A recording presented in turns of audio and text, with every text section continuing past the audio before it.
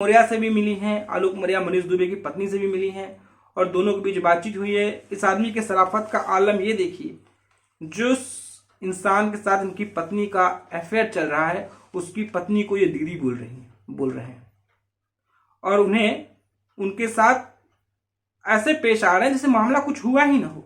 उस इंसान की सरलता का भाव यहाँ पर साफ साफ झलकता नजर आता है।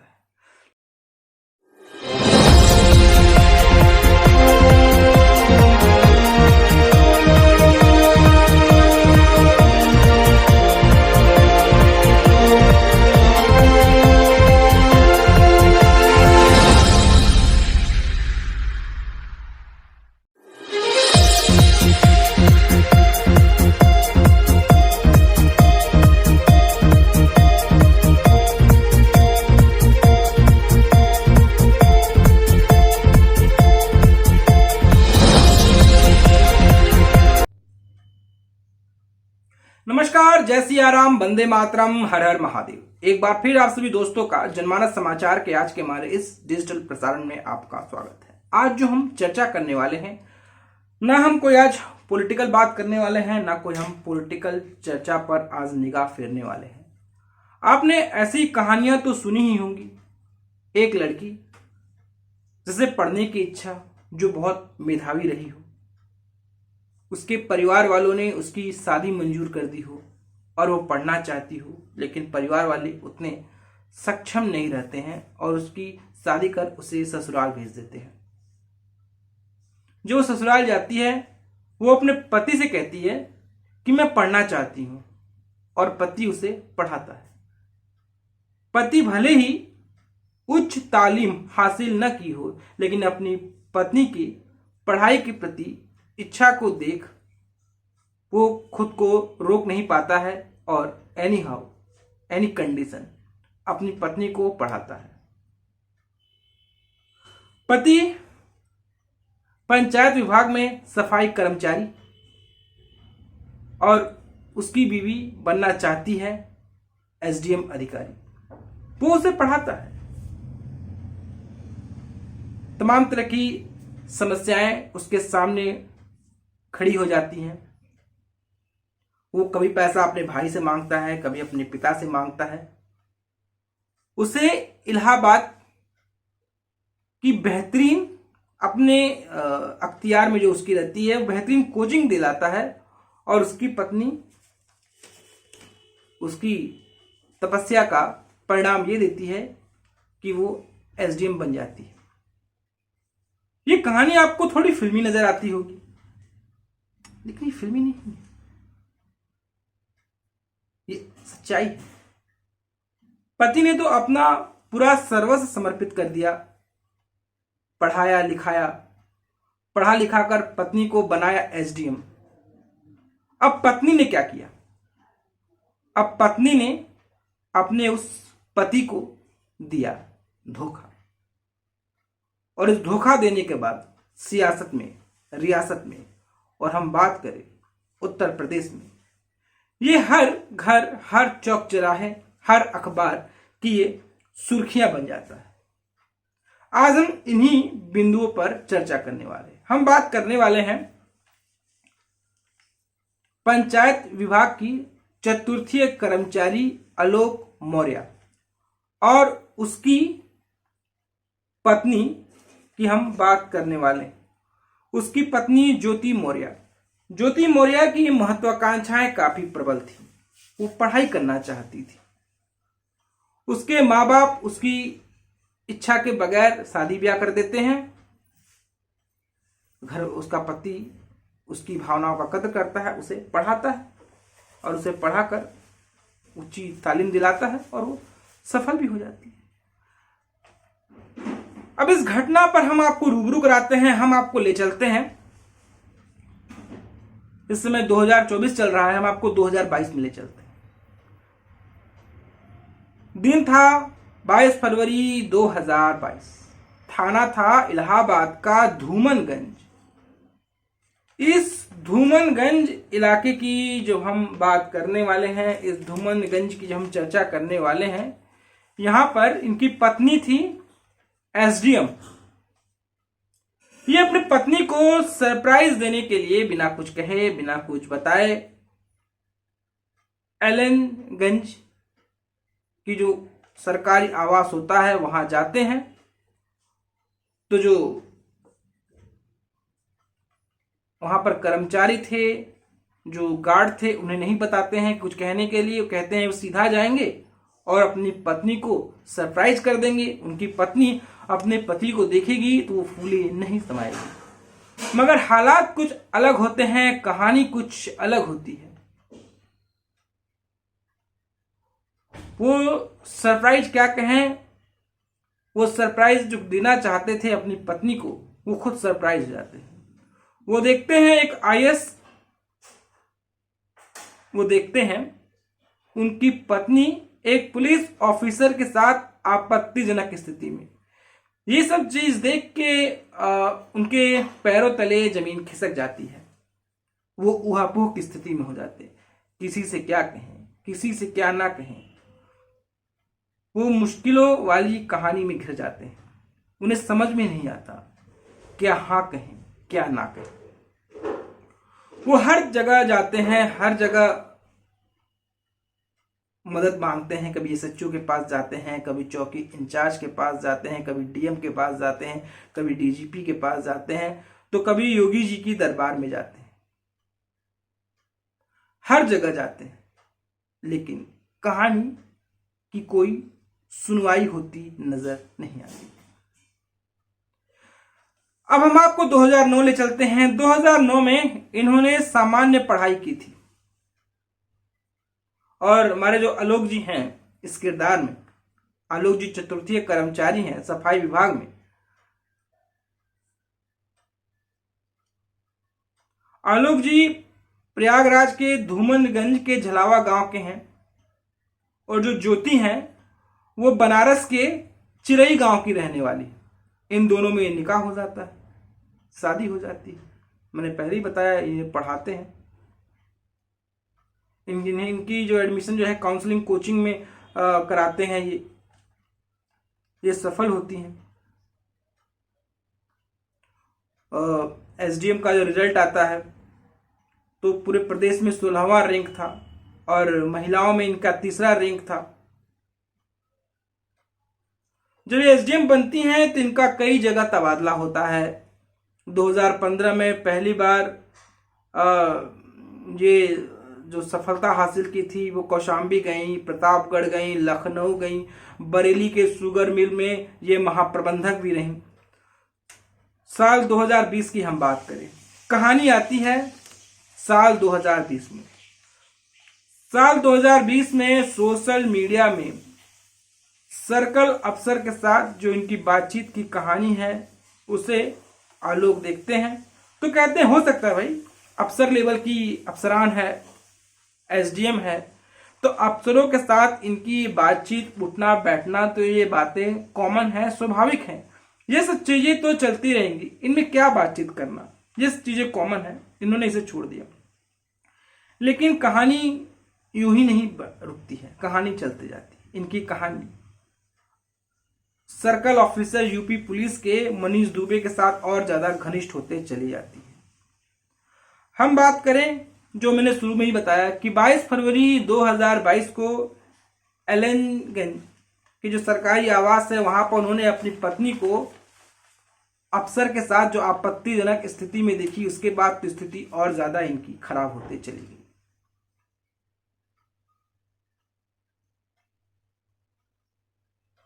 इसी बीच में इनकी 2 बेटियां होती हैं, 2 जुड़वा बेटियां। एक का नाम हंसी है, एक का नाम खुशी है।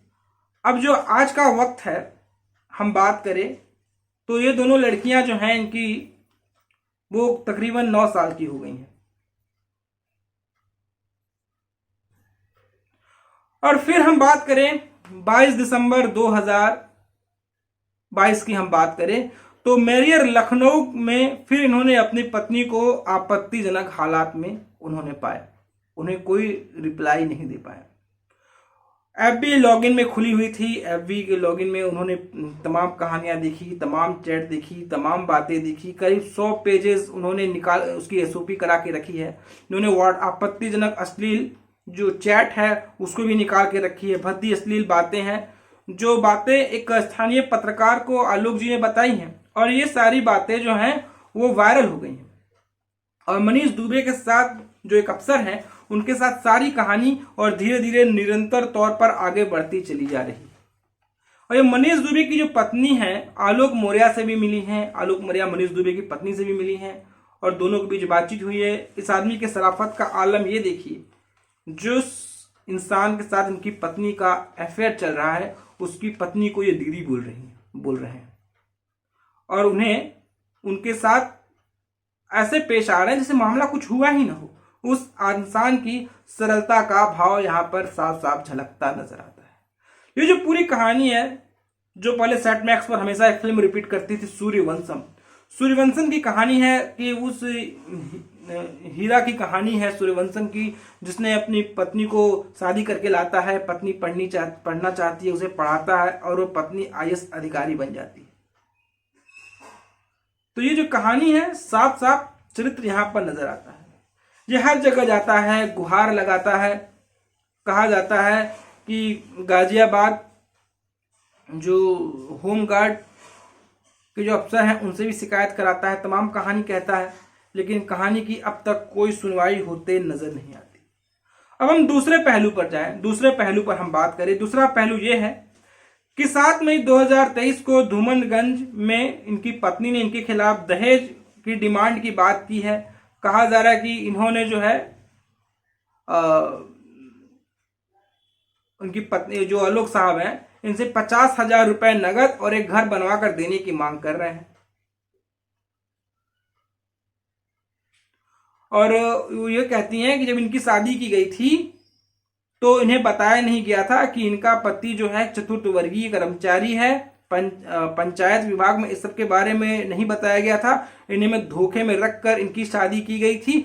ये शादी के पहले भी PCS की तैयारी कर रही थी, शादी के बारे में योग्यता थी तो ये PCS बन गई। और दहेज प्रताड़ना वगैरह की बात कर रही है, कहीं इन्होंने भी इनके परिवार की जहां तक हो सके इन्होंने भरकस मदद की है। और भरकस मदद करने वाली बातें जो है यहाँ पर साफ साफ नजर आ रही है। साफ कहानी यहाँ पर चरितार्थ होते नजर आ रही है। साफ साफ कहानी जो है यहाँ पर पढ़ने, देखने और सुनने को मिल ही रही है। ये कहानी है ज्योति मौर्य और आलोक की। ये जो PCS ऑफिसर्स हैं ज्योति मौर्य, इनके केस में सिर्फ यही कहानी नजर नहीं आई। इनके केस में बरेली में प्रांतीय सिविल सेवा अधिकारी जो के तौर पर ये जो नियुक्त की गई थी ज्योति मौर्य, इनमें भ्रष्टाचार के भी आरोप हैं। ये भ्रष्टाचार के आरोप के कारण भी ये सुर्खियां में है। इस मामले में फिलहाल आरोप प्रत्यारोप लगाए जा रहे हैं। इस बीच 100 पन्नों की एक डायरी भी जो है वो ज्योति मौर्य हर महीने होने वाले कलेक्शन का सारा हिसाब किताब रखती थी, जैसा कि डायरी में बताया गया है। ज्योति अनाधिकारिक रूप से हर महीने हम बात करें तो 6 लाख रुपए इकट्ठा कर रही थी। ज्योति के आरोप की कितनी सच्चाई है यह तो जांच के बाद ही स्पष्ट हो पाएगा। ज्योति के पति आलोक मौर्य ने इस मामले में होमगार्ड मुख्यालय में शिकायत भी कराई है।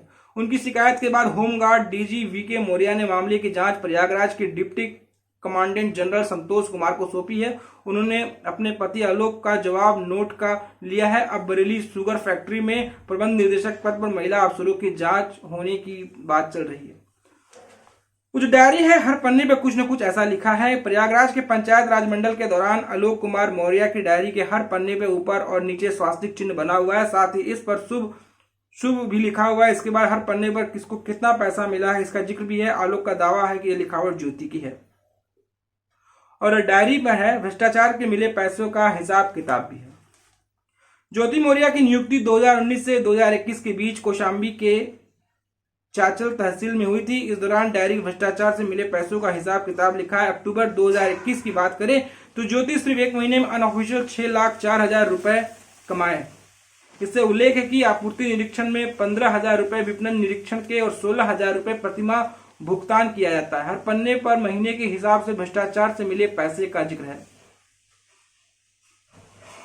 ये कहानी तो ये जो ज्योति हैं, जो SDM हैं, इन पर भ्रष्टाचार का भी आरोप है। इन पर इनके पति को धोखा देने की भी कहानी है। इनका एक अधिकारी के साथ जो दुबे जी हैं इनके साथ उनसे इनका संबंध होने की भी बात है। तमाम तरह की कहानियां हैं, तमाम तरह की बातें। और जो आलोक है, जब इस तरह की बातें पूछी जाती है तो सोशल मीडिया पर फूट फूट कर रोने लग जाते हैं। कहते हैं कि साल 2020 के बाद ये जो बवाल है वो शुरू हुआ है। आलोक ने बताया कि उनकी शादी 2010 में ज्योति से हुई थी, जैसा मैंने पहले ही बताया। 2009 में आलोक का चयन पंचायत राज विभाग में चतुर्थीय कर्मचारी के पद पर हुआ। इसके बाद उन्होंने ज्योति को पढ़ाया, उसे प्रशिक्षित किया गया। ज्योति का चयन 2015 में हुआ। लोक सेवा आयोग में ज्योति की महिलाओं में कुल मिलाकर 16वां रैंक, महिलाओं में तीसरा रैंक था। कुल मिलाकर प्रदेश में 16वां रैंक था, मैंने पहले ही बताया। परिवार के मन के लोग बहुत खुश थे। 2015 में जुड़वा लड़कियों का जन्म हुआ। 2020 को सब कुछ ठीक था। फेसबुक पर जिला कमांडेंट होमगार्ड से दोस्ती हुई इनकी। आलोक ने बताया कि 2020 में ज्योति का परिचय गाजियाबाद में तैनात डिस्ट्रिक्ट कमांडेंट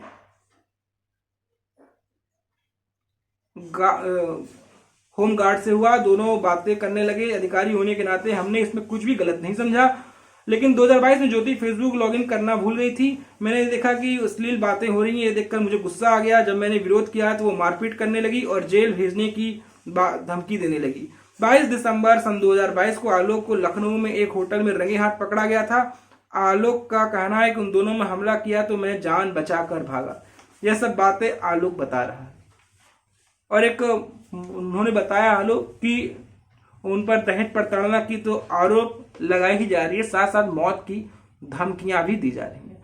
आलोक ने आरोप लगाया एक हफ्ते पहले मुझे फोन किया और कहा गया कि स्वेच्छा से तलाक ले लो, नहीं तो मार दिया जाएगा।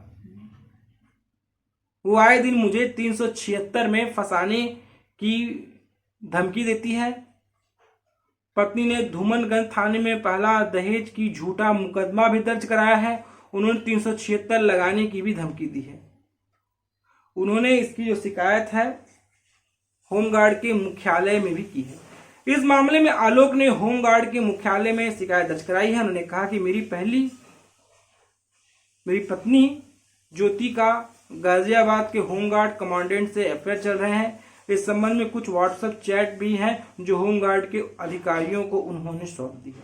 ये जो मामला जो आया है, जो प्रकाश में आया है, जो चर्चा में आया है, जिस पर बातें चल रही हैं, जिस पर कहानियां चल रही हैं, जिस पर लोग तमाम तरह की बातें और अपनी अभिव्यक्ति को व्यक्त कर रहे हैं, ये मामले जो प्रकाश में आए हैं, तो उस आदमी की सोच के बारे में अंदाजा लगाया जा सकता है कि उसकी मनोस्थिति इस समय क्या हुई। ये पूरी कहानी सूबे की फिजाओं में उत्तर प्रदेश में तैरती हुई नजर आ रही। भला कोई ऐसा भी कर सकता है? कोई किसी की मेहनत, कोई किसी की जस्तजू को इस तरह ठुकरा सकता है?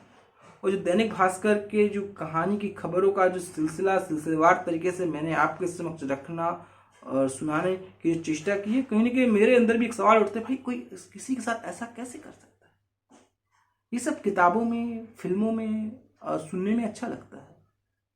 मेरे जो कहने का तात्पर्य ये नहीं है कि मैं उसको एक नमक मिर्च लगाकर प्रस्तुत करने की कोशिश कर रहा हूँ। थोड़ी समझने वाली बात यह है कि जो बोलते हैं ह्यूमैनिटी, मानव अधिकार के लिए, इंसान के लिए, खुदा के लिए, ये तमाम तरह की बातें हैं। यहाँ पे सब बातें जो हैं वो छोटी नजर आती हैं कि भाई समृद्धि आने के बाद, हस्ती बनने के बाद आदमी की जिंदगी कितनी सस्ती हो जाती है। तो दोस्तों, आपको हमारी ये कहानी कैसी लगी, आपको हमारा एपिसोड कैसा लगा, आप हमें जरूर बताएं। दोस्तों, आपसे गुजारिश है, निवेदन है कि आप हमारे चैनल को लाइक करें, शेयर करें, सब्सक्राइब करें। अगर आपके पास हमारे लिए कोई सुझाव हो तो बेशक आप में सुझाव दे सकते हैं। तो फिर हाजिर होंगे एक नई कहानी के साथ, एक नए एपिसोड के साथ। जाते आते आप सब्सक्राइब का रेड बटन जरूर दबाएं और हमें फॉलो जरूर करें। तब तक के लिए जय श्री राम, वंदे मातरम।